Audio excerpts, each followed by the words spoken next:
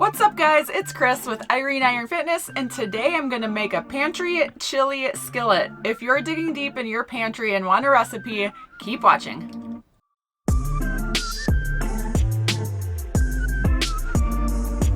Welcome back to another episode of Healthy RV Cooking. Today I'm going to make a skillet chili out of some pantry staples that I have. We've been really stacking up on the canned goods and the shelf stable items so that we can stretch out our grocery shopping. We just did a video on some items that I purchased to take us into that week 2. We'll link it here. And today we are in week 2, so I'm going to be starting to cook using some of the items. My fresh produce is dwindled and I'm now incorporating some canned goods to get my veggies in. And so I thought, well, let's just make a chili in a skillet. This way it's a little less soupy. I'm not a huge soup fan, but I am a big skillet fan. A one skillet meal is always a good way to go. So I'm going to use bison today. I literally have never purchased bison in my life. The only reason I did is because the grocery stores have some rules on how much you can buy of each product so that people don't hoard things. So you can get 2 things of chicken, 2 things of beef, 2 things of pork, and in order to expand enough protein sources, I added in some bison. So we're going to use that today. And we're going to use beans. You can use any kind of canned legumes. I have red beans. You can use pinto beans, black beans, cannellini beans, white northern beans. You really can't go wrong with whatever you got. And this is really important for this type of cooking, like in pantry when everybody's on homestay. You know, you got to use what you have and be flexible and use what you like. Whole corn. I'm going to use corn because more color, more veggies, more nutrients. Trying to get a variety. And then diced tomatoes. Diced tomatoes, everybody has them in their pantry. For the longest time, I really didn't know what to do with diced tomatoes. I really like adding them into ground meats because it just helps give it another layer of flavor. And I wanted to share with you these fire roasted salsa style diced tomatoes I've recently discovered, and they're really cool. So in regular tomatoes, you just have tomatoes, tomato juice, calcium chloride, citric acid. In these ones, you get fire roasted diced tomatoes, tomato puree, diced jalapeno peppers, diced Anaheim peppers, salt, dehydrated onions, citric acid, spices, acetic acid, garlic, and calcium chloride. So if you don't have a lot of spices or onions and garlic around, use this and it will give you a lot of flavors in one little can. If you're shopping, try to pick some of this out just to help your future self as you're scraping deep into that pantry. I'm going to use the plain stuff today because I do have seasonings and I do have onion and garlic, which I'm going to use. So I'm going to save this for a different time when I'm a little bit more desperate. Onions and garlic. These are, they're obviously fresh produce items, but I do consider them pantry staples because they can last for weeks on your countertop. And stock up on these. You'll use them. They'll feel good to add in some fresh foods when you can. And then of course, spices. All of my meals use spices. You got to be heavy on your spices. Don't be shy. In this, I have salt, pepper, cumin, paprika, and chili powder. You might want to be easy with the salt, especially if you are sensitive to salt because we're using canned goods here. You don't really know what the salt level is in those canned goods, so you might want to season closer to the end. This corn is no salt added. These tomatoes is no salt added. My beans are regular, so there's going to be some heavy sodium in here, but get the no salt added whenever you can. I know the shelves are picked through right now. You don't always have the option of choosing, so you use what you have. Just be aware of the ingredients in the cans that you're using so that you can adjust accordingly. Now we're going to get started. I'm going to turn my skillet on. I'm using a 12-inch skillet. I'm going to get it on medium-high heat. I'm going to brown up my bison first, get it nice and browned. And then I'm going to throw in some chopped onions and some diced garlic. So let's get this bison going.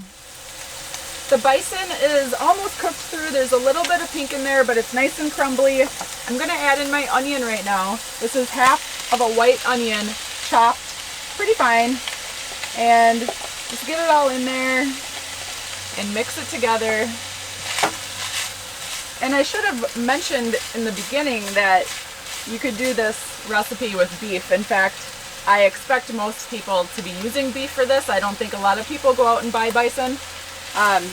So beef is great. Bison's great. You could do turkey. You could do ground chicken. Again, it's like whatever you got in your freezer, you use it. And all of these flavors just go together really good. So I did the beef first before the onion because I didn't want to do the onion first and have to pour additional oil in to saute it. There is some fat in the meat, and once that renders out, I just thought that's a great time to put the onion in second so that I can save on my cooking oils. So we're gonna let the onions go for like 3 to 5 minutes until they get a little translucent, and then I'm gonna add in the garlic, and then I'm gonna add in the spices. My onions are nice and translucent. If you don't have fresh onions or you don't have fresh garlic, no worries, just use the dried stuff, throw it into your spice mix, and you'll add it in when you put in the spices, which is almost coming up. First, we're gonna put the garlic in for about a minute until it's fragrant. Mix it in, make sure it doesn't burn. With the amount of items in this pan right now, that should not be an issue because the beef, bison, whatever you're using, and the onions act as a little bed for your garlic. So you want to get that in first. Then we're going to get the spices in.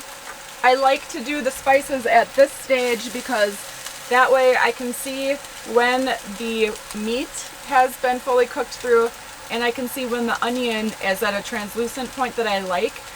Sometimes if you put the spices on straight away, you can't really see what's going on underneath those spices. So I like to put them on right now, but I do like to put them in before the tomatoes so that you can get a little toasty on your spices.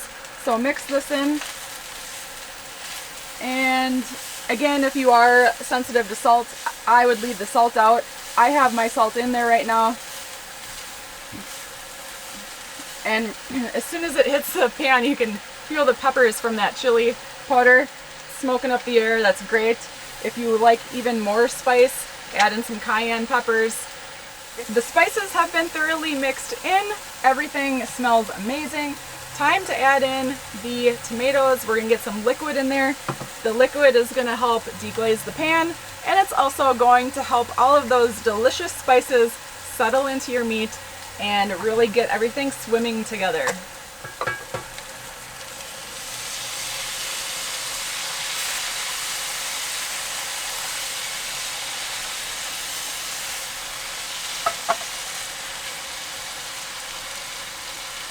So the tomatoes are in. I did lower my heat. It was previously on medium-high.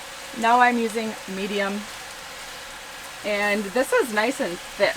Like I said, it's not really a true chili because chilies are kind of soupy, like soup. And I like my meals to be a little thicker. And this is exactly how I want it. If you want yours a little runnier, you know, you can add in some tomato sauce along with your diced tomatoes, or you can do 2 cans of diced tomatoes, or if you have crushed tomatoes, you can, you know, break those up into little chunks. Or if you have tomato paste, you can use tomato paste with some chicken stock. Like at this point, just getting some liquid into the pan is going to help loosen it up to the desired looseness that you want. And I'm also going to add in the beans and the corn, which I strained and rinsed. And this recipe is so easy, guys. It's literally just like browning your meat, opening a few cans, and tossing it all together. So if you're an entry-level beginning cook, this is a great way to experiment. And if you're just tired and you want something quick to put together because you're sick of cooking 3 meals a day, this is great. Like super fast, easy meal, straight out of your pantry into the skillet. This is it. I'm going to let it simmer for a few minutes. I'm going to give it a final taste test to see if there's any spices that need adjusting, like more salt or more pepper or more spice. And I'm actually not going to eat this tonight. I'm making it for my lunches for the rest of the week. So I'm going to just put it straight back into this container that I put my chopped onions in. And I'm going to have 1 skillet to wash, and I'm going to have lunch ready for tomorrow. So when I'm hungry, I have something to reach for. So I'm going to portion this into 4 servings, and each serving will provide about 380 calories. I'll get a whopping 38 grams of protein, 33 grams of carbs, 18 grams of fat, and all of your carb sources are from vegetables and legumes here. The beans and the corn and the tomatoes are all great carb sources. So I'm not going to pair this with anything else, but if you wanted to, you could serve it up with some rice or some roasted potatoes or some extra broccoli on the side or whatever it is that you feel like eating with it. So I hope you enjoy. Thank you so much for watching. Hit that like button and the subscribe button, and we'll catch you next time. Bye.